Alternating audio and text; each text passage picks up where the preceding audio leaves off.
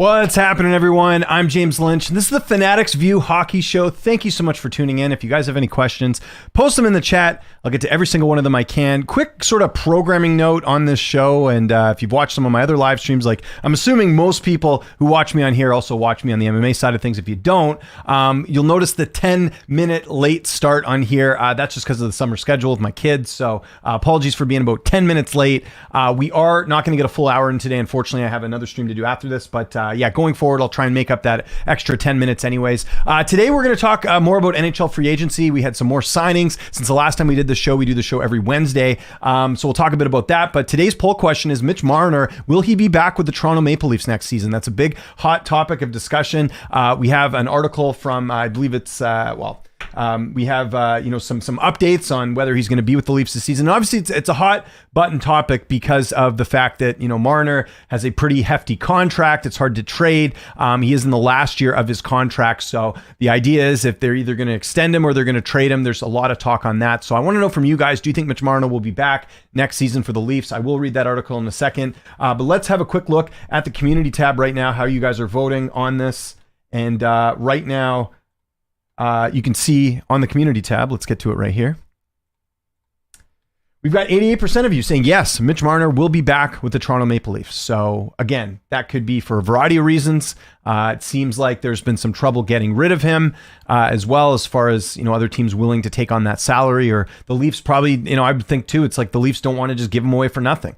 So we'll definitely discuss that a little bit more, but like we usually do, let's take a look at some of the content here on Fanatics View that you might have missed. Again, the great thing about this channel is we're getting multiple teams, all different types of teams on here as far as content. So you can see here we got the Nashville Predators, Prospects Development Camp. Again, some great stuff there. John Marino recently traded from the New Jersey Devils to the Utah Hockey Club, talking a bit about his signing.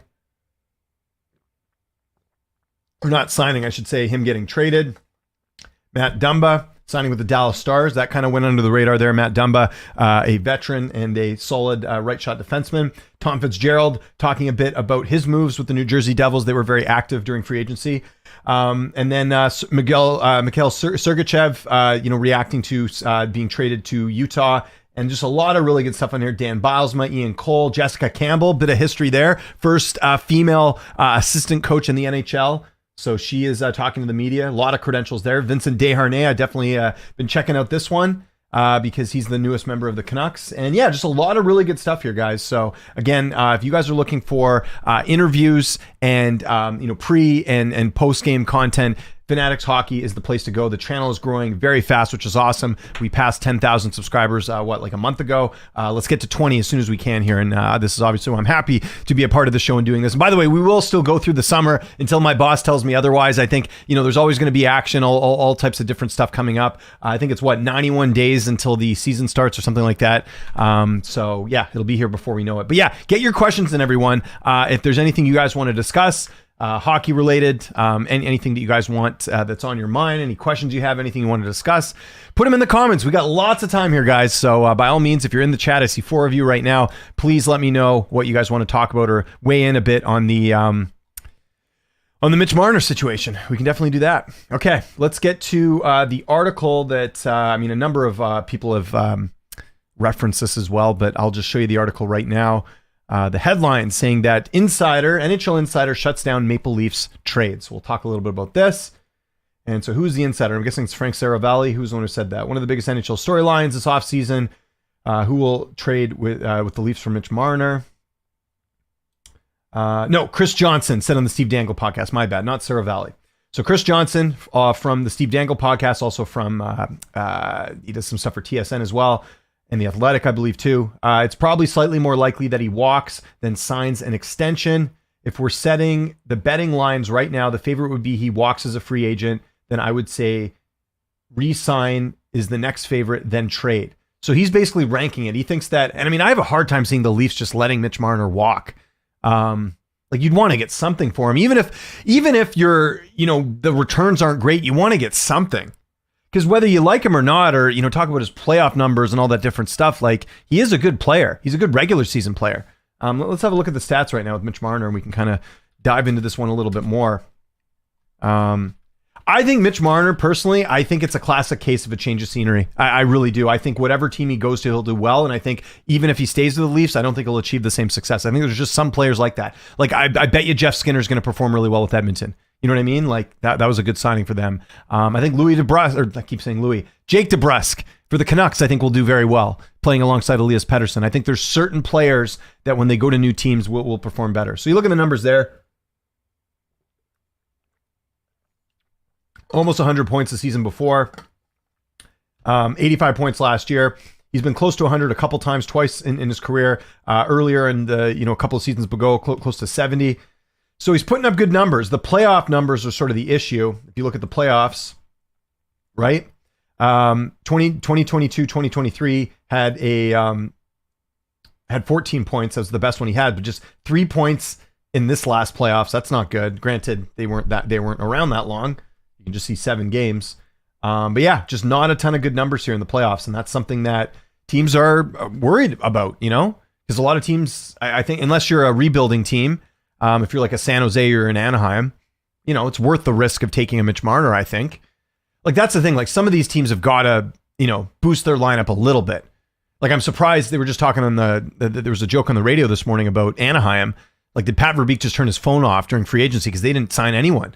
And I think right now they've got the cap to acquire someone like Mitch Marner, right?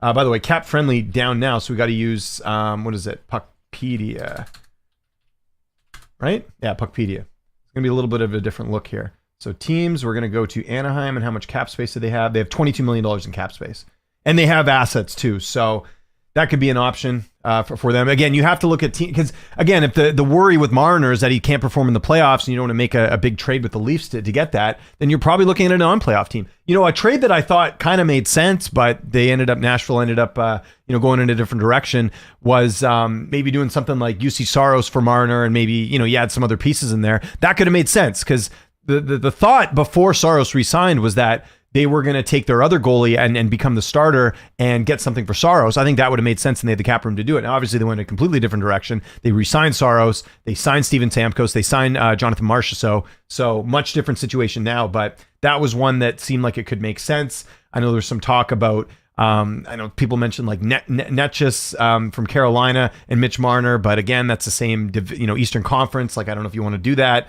Plus, I don't know, how the pieces would work. It would be certainly very interesting there. So again, keep your questions coming, everyone. We can talk Mitch Marner. We can talk about other stuff. But yeah, I have Chris Johnson's as legit as they get as far as NHL stuff. But I have a really hard time seeing, and especially Brad Treliving went through this already. Remember, Brad Treliving went through this with Johnny Gaudreau. He saw Johnny Gaudreau leave in free agency for Columbus. They got nothing back, and fans never really forgave him for it. So I don't think he's going to want to make that same mistake again. I think. Look at what the Senators did in the offseason. And granted, Jacob Chikrin's a lot different than Mitch Marner, but the Senators didn't exactly get a great return for Jacob Chikrin, considering what they gave up to get him. At least they got something from Washington in that trade. I think Johnson's dead on the money as far as what he thinks is going to happen. But to say that the favorite would be that he walks as a free agent in a market like Toronto, I don't know. I have a hard time seeing that happening. So we'll see. I think right now it's probably a safe bet that Marner does start the season with the Leafs. But beyond that, I don't know. I think that's going to be interesting. If I'm betting right now, I'm saying he probably starts the season in Toronto, but I think partway through there could be a trade because there's more time. Stuff happens with teams. There could be injuries. There's a lot of different things that could happen throughout the season that could open up trade opportunities. So that's I think more likely than him just walking as a free agent, but we'll see. Let's get to your questions, everyone. Dumba is an underrated signing for sure. Yeah, Dumba. So remember with Minnesota forever. And then he gets the trade to Tampa Bay last year. They don't re-sign him, and he goes to Dallas. Dumba's basically there, I guess, to replace Chris Tanev to a certain degree, right? Yeah. So maybe I should bring up that list again of the top free agent signings for each team. So, agent signings per team NHL. Let's see what we got here. I think we had that article on The Athletic. Yeah, I don't just want the actual signings, but I think it was The Athletic who had the article. Let me find that from last week. And keep the questions coming, everyone. Just want to go over, let's see. Just trying to find that article. It was really well done. We talked about it last week. Biggest assets, biggest offseason moves. Where is this article I'm looking for? Yeah, I'm not seeing it here. Let's see if we got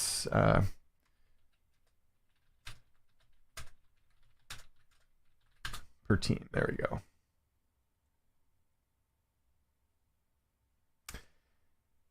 No, I want to find if anyone can find an article on this, that would be greatly done, greatly good here. Yeah, because it just has the actual like cap signings, but I want to see like per team which teams have signed on. Anyways, I'll look for this later. Thank you for the offseason shows. I love talking hockey, me as well. How much does Matthews' production fall off if Marner's gone? Depends. I mean, I would imagine they're going to get someone to replace him, not to the caliber of Marner, but I don't know. Matthews kind of, and correct me if I'm wrong, Nate, you might know better than me, but from the stuff I've watched with the Leafs, it seems like Matthews is a guy who can kind of hold his own no matter who he's playing with. Right? Like, I mean, they had remember Zach Hyman was there, and then they had Bunting, and so they've had like multiple wingers with Matthews. I think his production would be relatively the same, but yeah, I mean, having a guy like Marner there does certainly help.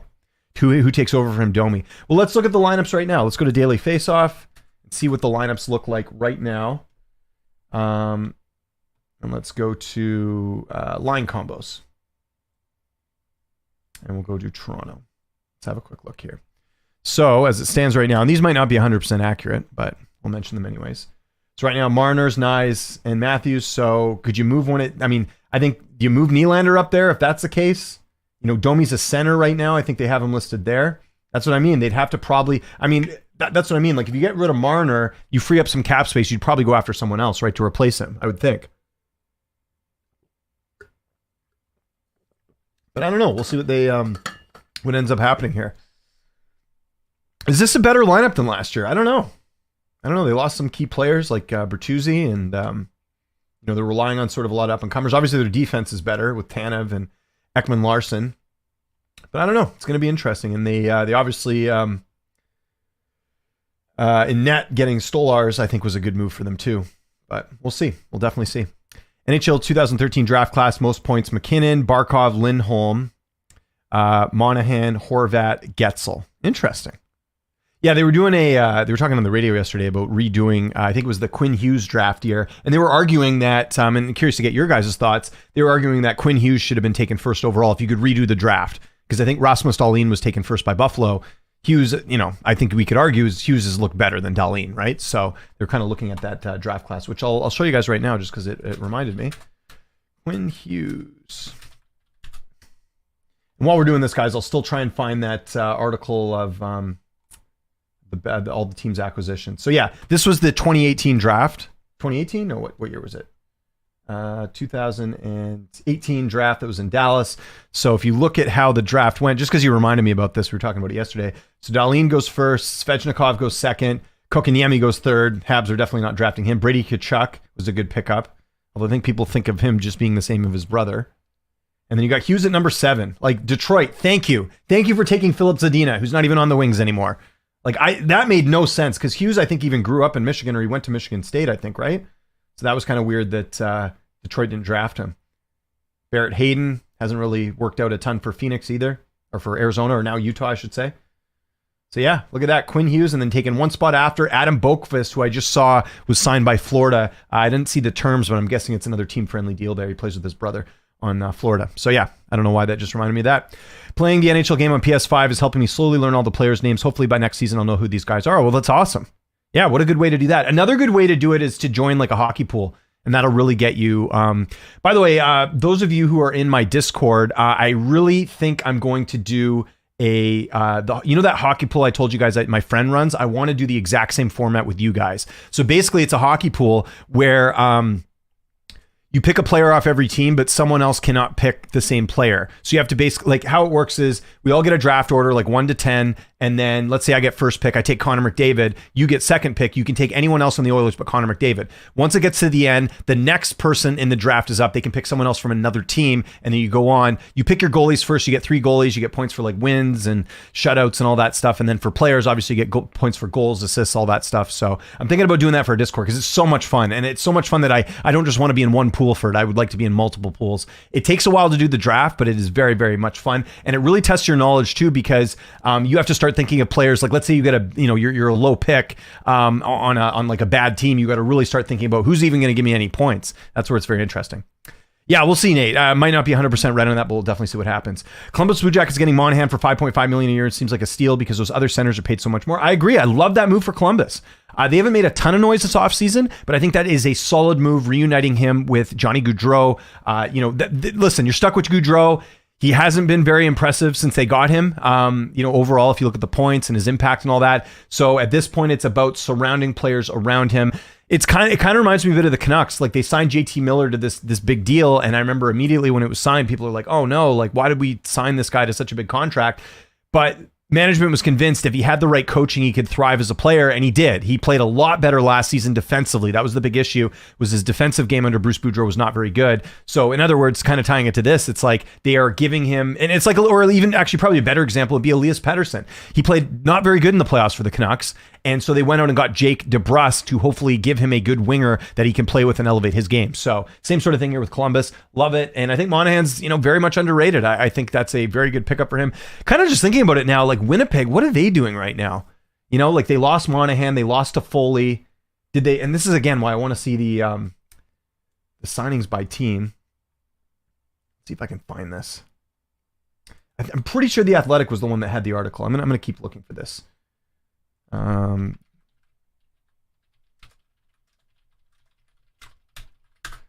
agent signings by team. Agency.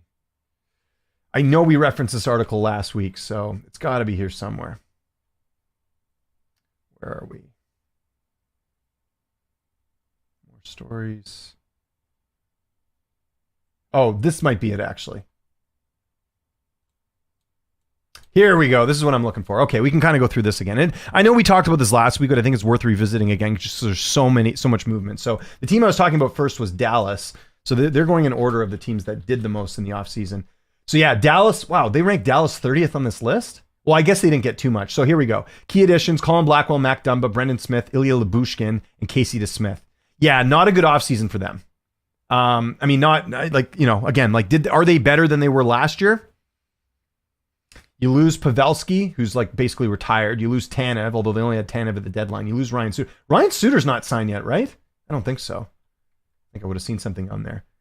I think DeSmith is an upgrade for Scott Wedgwood. DeSmith got a lot of crap in Vancouver, but, and he had some lapses throughout the season. But I thought overall he was a good goaltender. The Canucks wanted to keep him, but they couldn't come to contract terms. So I think DeSmith's an upgrade over Wedgwood.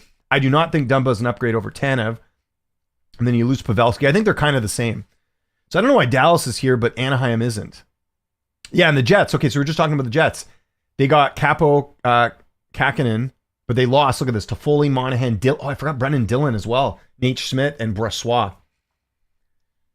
Yeah, so they have cap room. You wonder, they probably got some decent cap space right now. So I imagine they're going to make a move. Because let's be honest, their playoff against Colorado is kind of disappointing. They only have $5 million in cap space. Jeez. And they're trying to get rid of Ehlers too. So yeah, that'll be interesting. All right, let's get back to your questions, guys. Sorry, I'm kind of going on there as well. I'm taking Brady Tkachuk first overall in a redraft. He can influence the game every way possible as a lunatic and a leader. You're taking Brady over Quinn Hughes? I don't know about that, dude. Quinn Hughes is like the back. Like, think of where the Canucks would be if they didn't have Quinn Hughes this season. Let's say they drafted like a Kotkaniemi or someone else. There's no way they'd be the team they are right now. Brady Tkachuk, as great as he is, has Otto really made any waves with him there? Not really. I think he's a great player, but I think taking Brady first overall over Quinn Hughes is no. I'm going to disagree with you there. That draft format sounds so much fun. Yeah, Troy, if you want to join the pool, let me know. You follow me on Twitter. We'll send me a DM. I think I'm going to do it. It's going to be a lot of fun. We basically just we do a live draft and we spend like an hour or two like going through the draft. But yeah, remind me closer to the season. I have to get on the ball with my pools this year. Last year I was totally late and ended up not being too organized with my pools. Mariners will sign with the Toronto $13 million for 8 years. I don't know about that. I don't listen. Everything that I'm reading right now is suggesting that Mitch Marner will not be signing an extension. And I don't know how you could. You can't just keep doing. What's the definition of insanity? Definition of insanity is doing the same thing over and over again with the same results and not doing anything different. Like, that's basically what this Leafs team is. It's the same core they've always had. Nylander, Tavares, Matthews, and Marner. Like, you got to switch it up. Like, I'll give you a good example. Like, years ago, Colorado was kind of in the same rut. They had like Landeskog and they had Matt Duchene and a few other pieces, and it wasn't working. And what did? They traded assets. They got picks. They cleared up cap space, and it allowed them to make, like, for example, a really good move that Colorado made a couple of years ago was acquiring Devin Taves from the New York Islanders. And that's because they had the assets to get someone like him, and they had the cap space to do it. And the reason the Islanders had to trade Taves is because they couldn't sign. They didn't have any cap room. So this is what I mean. Like, I think the Leafs should be looking at something similar here, where, yeah, you might not get the value back for Marner, but I've said this time and time again on the show. The most valuable asset right now in the NHL, aside from draft picks, is cap space. And even the Canucks, like we talked about this before, like they're talking about not putting Tucker Poolman on LTIR and using that LTIR slot to acquire a contract to get some picks. I think that's genius. That's what teams should do. You look at Arizona and Utah and like some of these other teams that have utilized the LTIR space. That's what smart teams do. They utilize the parameters they're given when it comes to the salary cap. I really think the Islanders are going to come in last place in the Metro. They haven't made many upgrades over the past few years, and they are one of the oldest teams in the league. Oh, in the Metro. Okay, so you're talking just the Metro specifically. I got to remember.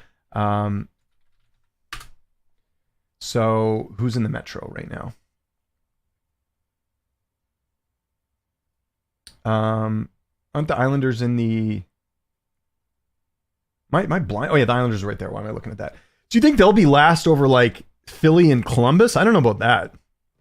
Columbus got better. I think the Islanders are still better. I mean, the Islanders did make one move. They got Duclair. I think that'll help. But they've got good goaltending. Like, that will alone get them ahead of the Blue Jackets, in my opinion. Devils will be up higher, obviously. Hurricanes, I mean, they're kind of stuck where they are. The Rangers are kind of stuck where they are. I think they'll still be the top of the division. Capitals got better. I think the Penguins are still a question mark. I mean, they lost Jake Getzel. Who did they replace him with? Let's look on the.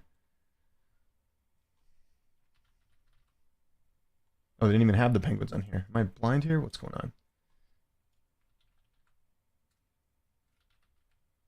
Pittsburgh Penguins. So they added Kevin Hayes, Anthony Beauvillier, and Grzurzik or whatever. I mean, Hayes is decent. Beauvillier, you know, I mean, they're paying him nothing, so I think that helps. But I think this is still a non-playoff team for the most part. So Jeff Carter retired, right? I don't think he signed with anyone else. Yeah, he retired. I was going to say. Yeah, like I think I would put the Islanders ahead of Pittsburgh almost at this point. And the Penguins have got a bit of a question mark in net with Jari. Like, he hasn't really lived up to his contract or anything. So, yeah, respectfully disagree there, Troy. But again, I love the input, Troy. That's awesome. The Jets are a mess. Matt Tkachuk. What about Matt Tkachuk? That's the Leafs. They just overpaid for Tanev. I don't think they did. That the contract, like I said, when the Leafs paid for Tanev, I think that you're not going to get the full 6 years out of him just the way he plays. Like, you'll get maybe, if at best, you're going to get 4 years instead of the 6. But he's a very valuable asset. He blocks shots. He can score. He's physical.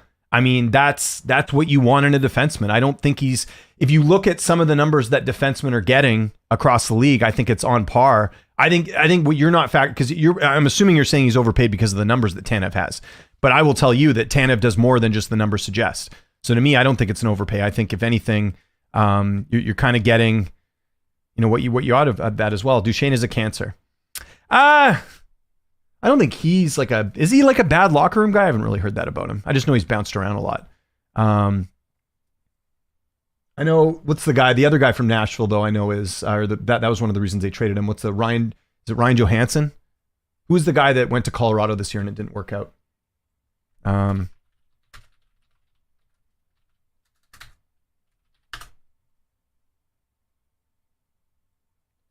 The guy who I think he's on the Flyers now, isn't he? Yeah, that's right. That was the guy I heard that was, not too good in the locker room. I like the Avs. Who did the Avs get this offseason? I'm trying to remember. They lost, what's his name? The defenseman, Walker, because he went to Carolina. Colorado. Where do they rank Colorado? So Colorado got ranked 22nd on this list. Let's go have a look there. Again, I love the chat, guys. Keep it coming. Great to hear from you guys. Parker Kelly, never heard of him. Eric Brandstrom's okay. And Calvin DeHaan's a good pickup, actually. I like that as like a depth guy. but they lost Zach Parise. Where's Parise playing this year? Did he get signed? Not that he's like an impact guy. Parise's well past his prime at this point. Looks like he might have retired too. Oh yeah, he did retire. That's right. Sorry, I keep forgetting. It's so hard to keep track. There's so much news going on. So they lose Cogliano, Sean Walker, Jack Johnson. They didn't lose a lot. They're pretty much the same team. You get Brandstrom and DeHaan. Yeah, I think they're kind of the same as where they are, right? And they added, $5 million? So there's that. I think Quinn Hughes is super talented and has higher production upside over Brady, certainly. But from a team building and identifying with toughness and hard work, I wouldn't want him leading my team. You wouldn't want Quinn Hughes leading your team? He's the captain of the Canucks. He's a defenseman too. Like he's kind of your anchor. He's like he's arguably one of the best defensemen. Well, yeah, I mean, he won the Norris this year. He's arguably the best defenseman in the league based off that. So what does Brady Tkachuk won? Yeah, I don't know. I'm going to disagree with you there. I think you're basing a lot of Brady on potential. Brady's young and he's obviously very talented, but what does he accomplish compared to Quinn Hughes? At least Hughes has a Norris Trophy. I don't know, man. Respectfully disagree on that one. And again, I'm a Canucks fan, so maybe I'm looking through that lens. Toronto prefers ticket and sales jerseys over playoff success. We'll see. I think it's getting to the point now where fans are getting a little restless with that. I'm also a Columbus Blue Jackets fan, and I love Torts, so I'm biased to that play style, but I understand your perspective, Quinn. Okay, well, there you go. So now you understand where I'm coming from. Yeah, he's retired. I'm assuming Parise and the other guy I just mentioned, Jeff Carter. The Pens are in trouble with Dubas there. Well, I think the one thing that Dubas is probably going to regret is that trade with Erik Karlsson, right? Because you could have paid a couple extra million to keep Jake Getzel there. And I think Jake Getzel's far more valuable than Erik Karlsson is right now because Karlsson's older, right? He's 35. He's getting exposed for a year and 8 never won. Toronto overpays for players who have never won. He's been close. Listen, man, don't you be talking crap about Chris Tanev, okay? He was a game away from winning the Stanley Cup with the Canucks back in 2011. He's been good for every team he's been on, even Calgary. Like, look at how much demand there was for him at the trade deadline, how many teams were in on him. There's a reason he's getting paid what he's getting paid because some other team was going to give him that contract. So I don't know how you can say he's being exposed when there's so many teams that were after him. And like I said, how many defensemen can play the body like he does, block shots, have some offense, good team guy in the locker room? That was one of the things. Like, I don't know if you guys heard, but one of the things that came out during the trade deadline is Quinn Hughes went to management, was like, can we please get Chris Tanev? Do what it takes. Because that part of the reason Hughes, I think, is as good as he is because of guys like Tanev that mentored him early on in his career when he was a rookie. So those are all things you got to factor in there, Donnie. Again, I don't know if you're a Leafs hater or what the deal is here, but Chris Tanev, I don't think that was a bad contract personally. The Flyers put Johansson on waivers after the trade. Torts hates him. So is he a free agent too? What's going on with him? It says he's still signed with Philadelphia, but that might be, it says he's under contract. So is he in the minors then? I don't know what's going on with him. Vancouver guy too, but yeah, it hasn't really worked out. What's your opinion on player development after the draft? What path do you think is best for these young players? Depends on the team. For example, a San Jose with Celebrini, they don't have I think, what you don't want is you don't want guys to come to the league too early and kind of, ruin their development. A great example of this is Gilbert Brule. He used to play in the WHL for the Vancouver Giants. He was a highly touted prospect. Columbus drafted him very high. There's that famous, or no, not famous. I was thinking of something else actually, but I think he was he had injuries as well, but I think he was a guy that didn't need to play so early in his career up in the big leagues, and it kind of stunted his growth as a player. And then there's other guys that, they need some more seeding. Look at Shane Wright. He is, from what I understand from stuff that I've heard, because I do pay attention to the Seattle coverage of the Kraken, because we get a lot of that stuff here because they're so close to Vancouver. I think he's doing fine. Does he look like a generational talent? No. But I think Shane Wright, there's still a 50-50 chance he ends up as an NHL regular, but you don't hear much about him these days.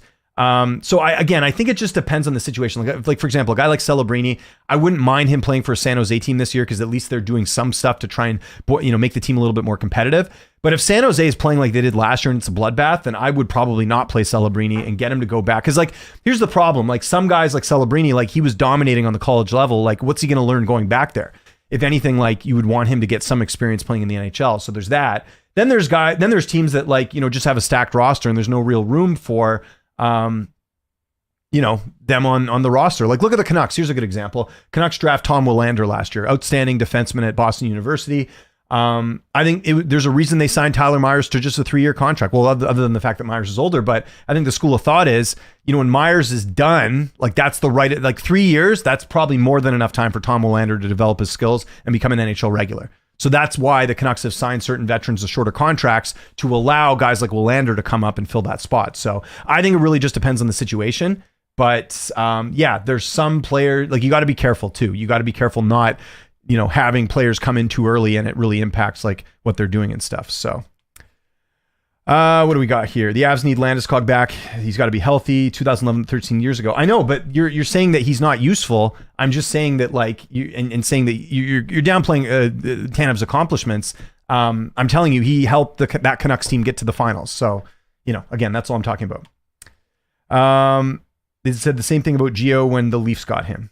Giordano. No, Mark Giordano's not nearly as good as Chris Tanev. Chris Tanev does far more than Giordano does. Giordano's more of an offensive player, but no, when they got Giordano, he was on Seattle prior to that. Like, and the only reason Seattle even got him was just like leadership. Like, I don't think anyone was expecting Giordano to be like a game changer. It was like a locker room guy to help the younger players. That was it. Shane Wright won't be an NHLer. Again, Donnie coming out with the hot takes here. Donnie, how old Shane Wright? He's 21, I think, now. 20, 21? Let's see here. And let's see what type of points he's putting up here. He is 20. He will be turning 21 in January. What type of points has he been putting up so far? He got 47 points for the Coachella Valley Firebirds. That's okay. It's not like lighting the league on fire, but 47 points in 59 games. That's all right. It's not like he's not producing. Give it some time. Some players take longer to develop. Trying to think of a good example here. Well, Devon Taves is one, actually. I mean, if you look at, let's go look at Devon Taves. If you look at early in his career, right? Drafted by the Islanders. Was putting up, like 45 points, 20 points, 19 points. Then started playing in the NHL. Like, it was a slow build.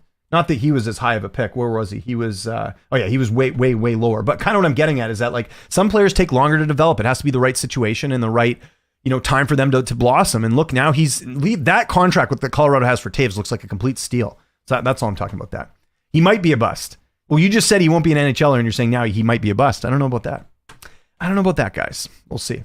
Keep the questions coming, everyone. We can talk free agency. We can talk teams. Let's go through some more. Let's go through these. Actually, this I think is different than the one we looked at last week. This is actually just ranking the teams that have improved the most. So they have the Chicago Blackhawks listed at number 1 as the most improved team.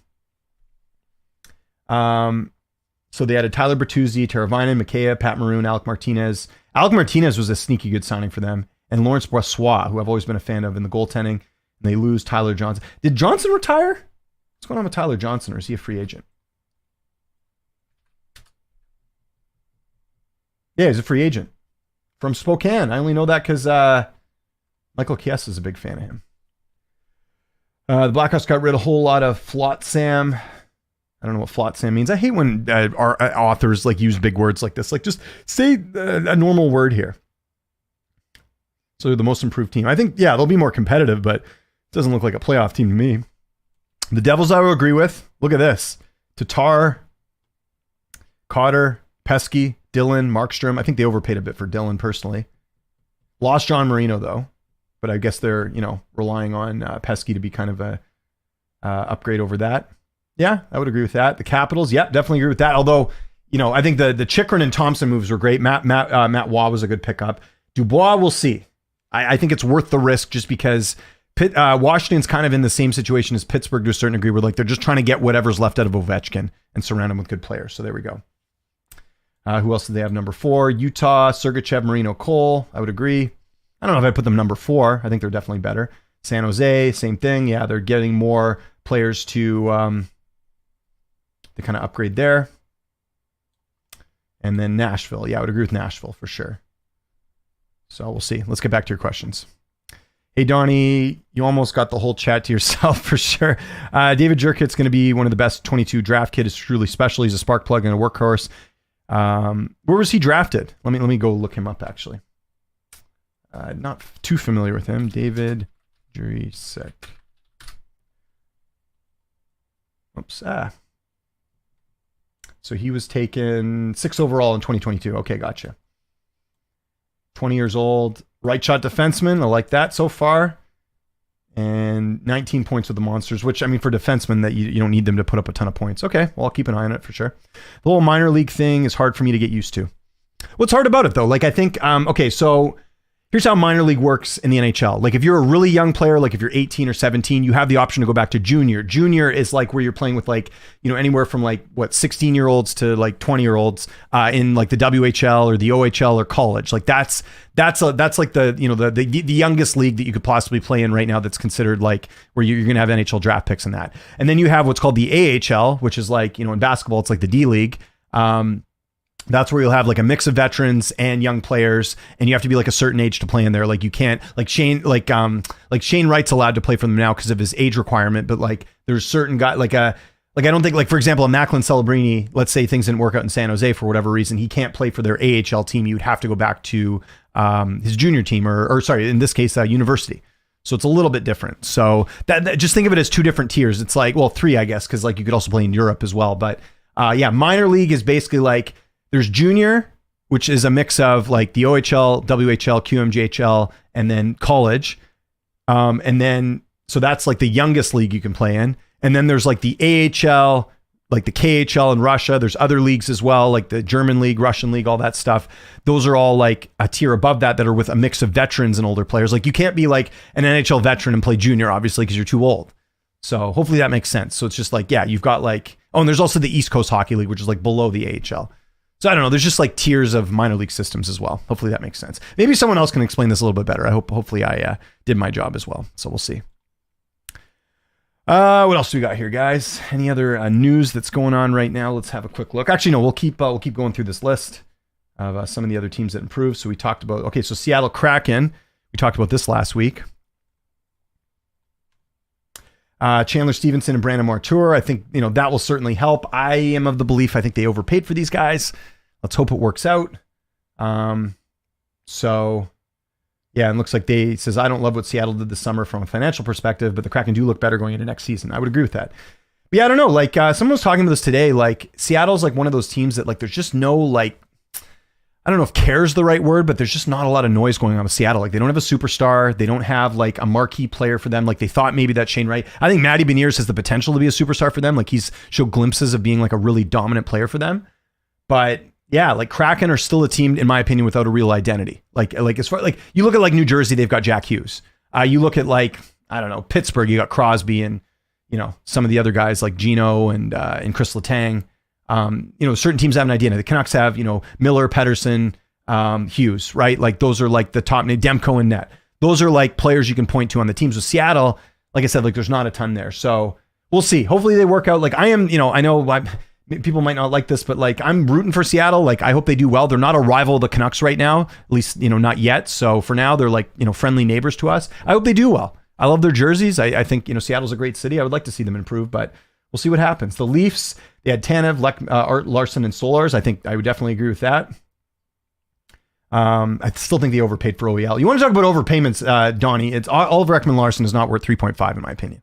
He is more of a depth signing, like what they paid him in Florida last year, in my opinion. We got the Buffalo Sabres, McLeod. I still think that McLeod trade might have not gone well for them. Zucker's a good pickup, played a little bit for him, and then Sam Lafferty's a good like winger guy, but they lose Skinner, Olofsson, and this guy's whose name I can't pronounce. The Buffalo is Buffalo a playoff team? I don't know. Ottawa Senators, they had Perron, Noah Gregor, Nick Jensen, Linus Ullmark. Ullmark's their big acquisition. I think with the goaltending, there is potential for them to maybe make the playoffs, but I still think this is a very flawed team. But when was the Senators' last good goaltender? Like, I'm even trying to think. Is it all the way back when they had Hasek? Has it been that long? Or maybe Ray Emery even? I'm trying to think of like when Ottawa had like a really solid netminder. Because I remember there was years like Craig Anderson and like Andrew Hammond. I feel like Ottawa, I'm going to get one of my friends on here soon, Andrew Stein, who covers, does some stuff for the Hockey News, but he's my like Ottawa Senators go-to. He's a guy that knows this team like inside and out. So that's one to kind of consider as well. Let's see. We got some more questions here. Everyone's sleeping on Columbus Blue Jackets. A lot of people forget they've been destroyed by injuries over the last 2 years. No Line A 2 years ago, no Werenski, tons more.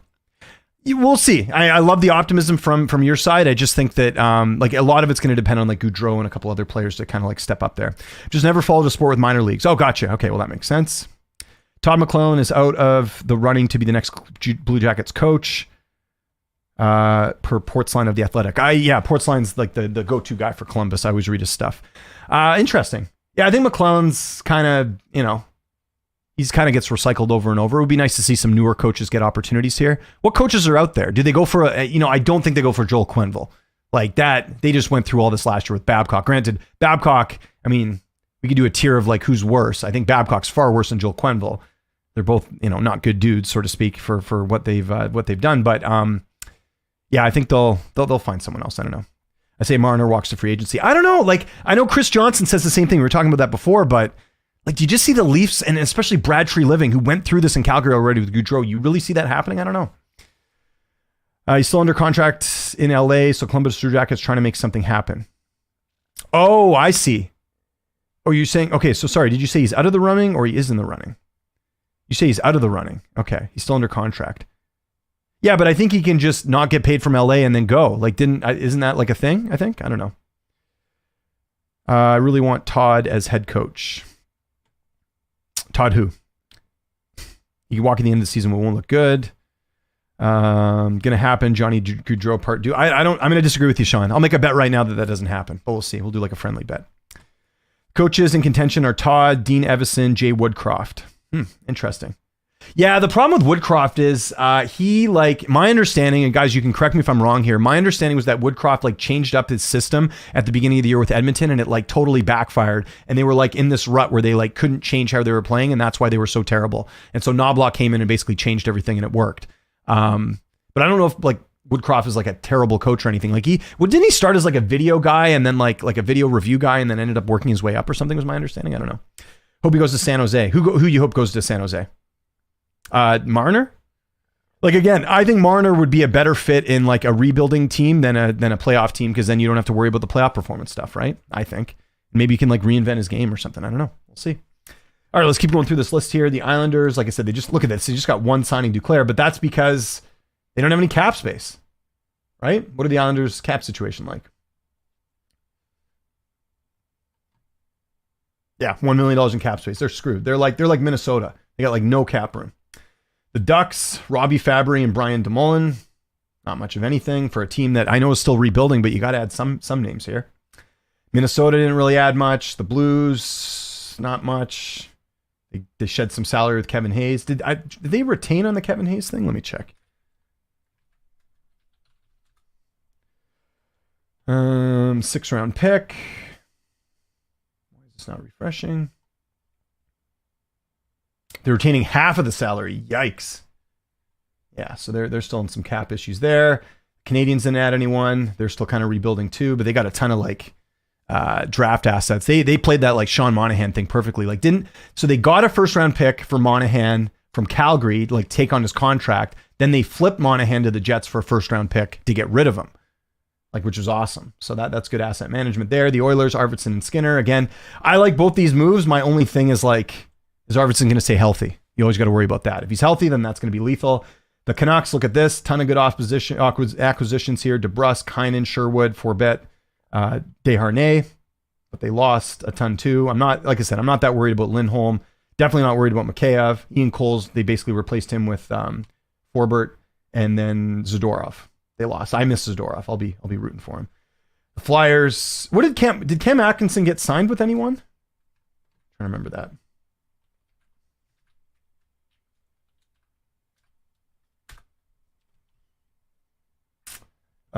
He signed with Tampa Bay. Interesting. Probably league minimum, huh?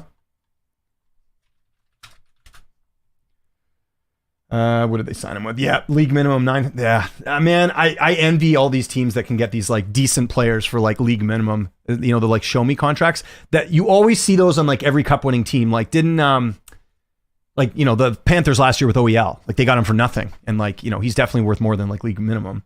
Not worth 3.5 in my opinion, but still worth more than league minimum. Penguins get Hayes, Bavillier, Galcheck, Grizzlick. I don't know how you say that. Sean Monahan and Jack Johnson. Lightning get Getzel, Atkinson, Ryan McDonough, and JJ Moiser. Yeah, they're definitely better. Avalanche we talked about them. The Wings get Tarasenko, Mott, Gustafson, and Cam Talbot. I don't get the Cam Talbot move at all for the Wings. Yeah, I don't know that as well. I think Columbus Blue Jackets have some of the most young potential in the league. Don't know if we'll see them fully coming this year, though. Could also be flat out wrong. I'm a casual. No, you're right. Troy was echoing that. Hayes was awful in St. Louis, that he was. I don't blame Marner for the whole Leafs team for being soft and lack of playoff success. Yeah, I just think it's tough, man. It's tough to play in Toronto. You got that media scrutiny, and there just hasn't been a lot of success there. Leafs need at least one physical, tenacious forechecker on each line that seeks contact, which they don't have, except for Ryan Reeves. But they don't have the problem with Ryan Reeves is he's just a not a goon, but like he's just like a guy that hits and doesn't do much more than that. I don't think Oiwell is worth 3.5 either. As I say, the Leafs overpay for average, older, slower player. But okay, so you and I differ on Tanev. That's the issue. I think Tanev's far better than OEL, and I think Tanev's worth what he's getting. You knew it was going to be a bit of an overpay for Tanev, but like he's a valuable asset to any team. Like Dallas very much liked him. And look, if Tanev's not as banged up in the Dallas series, I think that could have been the difference for him to doing that. So there we go. So let's see. Gaudreau, Monahan, Johnson. Yeah, there we go. Didn't format it correctly. All good. I know what you meant, Troy. By the way, can I just mention how much I love having Troy in these chats? Like, the thing I love about him is that, like, I don't follow the Jackets that much. Like, I get, news here and there, and like I said, I read Aaron Portzline stuff, as much as I can, but I love how Troy's like on the pulse. Like anyone that's like a fan of a specific team that maybe I don't cover as much, I love getting the insight there because there's always stuff we're going to miss. It's just hard to, have a lens on every single team there. So that's something to keep in mind too. Okay, guys, we're just going to get a couple more questions here because I do have to take off a little bit early today, but we'll be back next week. The Rangers added Riley Smith. They lost a bunch of players. Rangers aren't better, I wouldn't say. Flames get Mantha and Jake Bean. I like those two moves, but they did lose Mangiapane and Markstrom. The goaltending is going to be a big issue in Calgary, although that was kind of known already. Bruins might be the same. They might be better. I don't know. I'm still not a big Lindholm guy, but we'll see. The Kings get Fogle, Jeannot, Edmondson, Darcy Kemper. I think they're definitely better because Dubois was a disaster there. Arvidsson, they'll miss him. Matt Waugh, they're going to miss too. And Cam Talbot. Darcy Kemper's a lot better than Talbot. Hurricanes get Roslovic, Carrier, Walker, Shane Gottsbeer, Getzel, I always forget his name. How do you say that last name again? Seckel? I forget how you say it. And Brett Pesky. Who did Pesky sign with again? I don't remember. It was New Jersey, right? Yeah. That's right. Okay. That was the whole reason they got rid of whatever. The Panthers are kind of the same. They did lose Tarasenko, Cousins, Montour, Ekman Larson. They didn't lose that much. They kept the key guys. That's all that mattered. And they got guys on team-friendly deals like Boquist and Nate Schmidt. The Stars are down there, and the Golden Knights are doing next to nothing other than I do like the Holtz acquisition. The Jets in dead last. Okay, let's get to your last couple questions, and we'll get out of here. Shout out to Troy. Hip hip hooray for sure. I have to admit, the Columbus Blue Jackets chat. Hey, listen, no, I don't know if you're being sarcastic or not, but I just I enjoy hearing from other teams, so I'm totally with you there. This is going to be interesting with all the teams in the Metro getting better. That it is. All right, guys, we're going to end a little bit early here today. I really appreciate it. Guys, if I missed your question today, you're watching the replay of this, just leave a comment or you can hit me up on social media. I'm always happy to talk hockey with you guys. And if you guys want to join that hockey pool I was talking about, just hit me up maybe closer to the season. We'll do it maybe like a month or two out from the season. I really want to get ahead on my hockey pools this year. So that's something fun we could do as well. We can put some money on the line or we could do a free one as well. It doesn't matter to me. But that's something I definitely want to do. Yeah, that's pretty much it, guys. Thanks again for tuning into the Fanatics View Hockey Show. Like I said, we're going to try and get some guests on the show in the future. I've been kind of busy with all my other stuff, so I haven't had a chance to get anyone on. But yeah, for now, I just going to keep doing the show once a week, and I figure there's enough news every week that we can still come up with stuff. And I got to be honest, today's show went by really quickly. I know we're ending a bit early, but very happy to see everything go the way it did. So again, guys, thanks so much for tuning in. You can follow me on Twitter and all my social media platforms at Lynch on Sports. I'm James Lynch. Thanks so much for watching, and I'll see you guys next week.